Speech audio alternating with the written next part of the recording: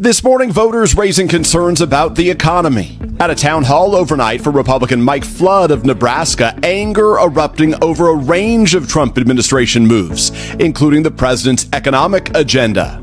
Why does it seem like when you make your voting decisions, they're based on capital rather than the working class? With all due respect, sir, the Republican Party, now more than ever, represents the heart and soul of the working class. Donald Trump is sinking fast, and he's dragging the whole Republican Party right down with him. He's not only facing backlash from his Jeffrey Epstein scandal and his disastrous, bloated budget, but his tariffs are back in the spotlight, and the public absolutely hates them. Why?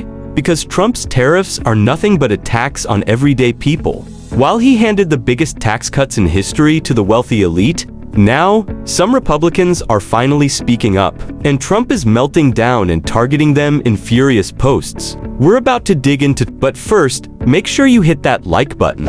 And if you enjoy content that pulls no punches, subscribe. It really helps us keep going.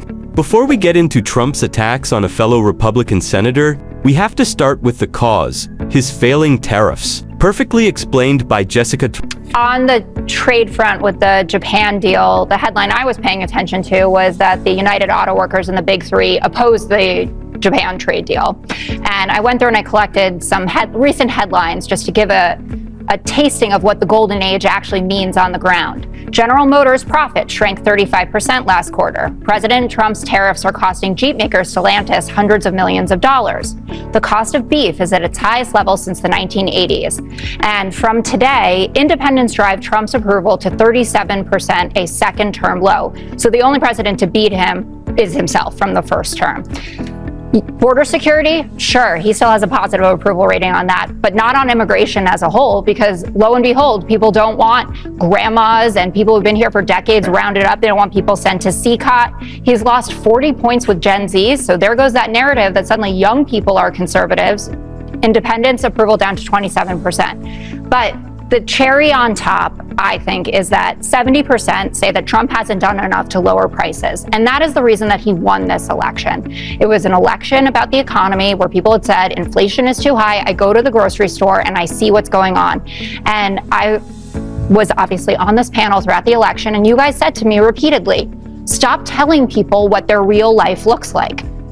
Stop telling people what their real life looks like applies right now. They are saying that Donald Trump is too focused on his hard hat mission or his crypto, whatever, and get the prices down. Well, the White House has been hyping tariffs harder than ever lately, likely because Trump's been jetting around on his personal golf tour, using presidential power to pad his own pockets.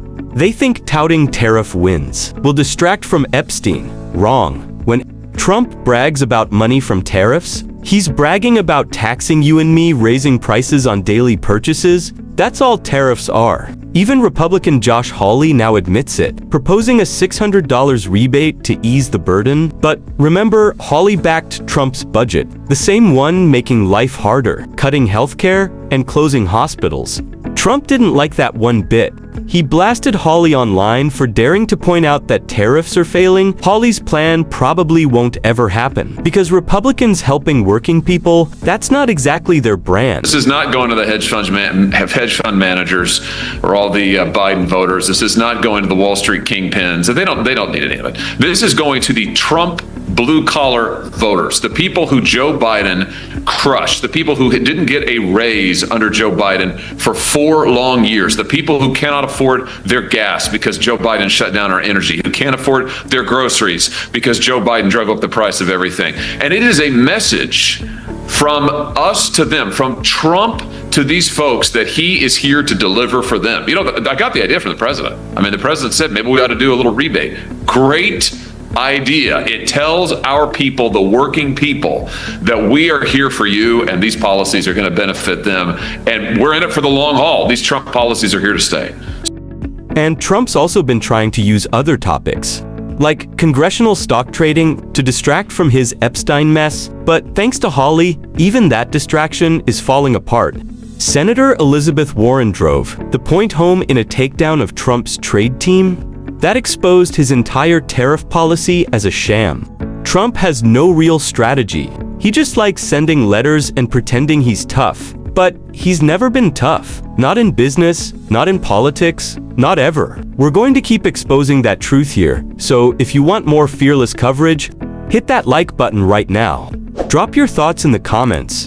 And subscribe so you never miss when we call out the lies. Your support keeps this fight going. So let's keep going together.